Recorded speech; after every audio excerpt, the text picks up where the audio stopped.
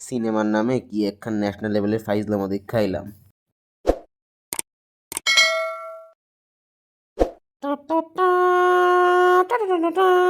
Hello বন্ধুগণ, প্রত্যেক 15ই আগস্টে আমার ভেতরকার দেশভক্ত মাথাচাড়া দেয়, তাই এই বছর আমি দেশভক্তির নাম করে চলে গেছিলাম ঋত্বিক রোশনের ট্রাইসেপ দেখতে, ওয়াট টু দেখতে।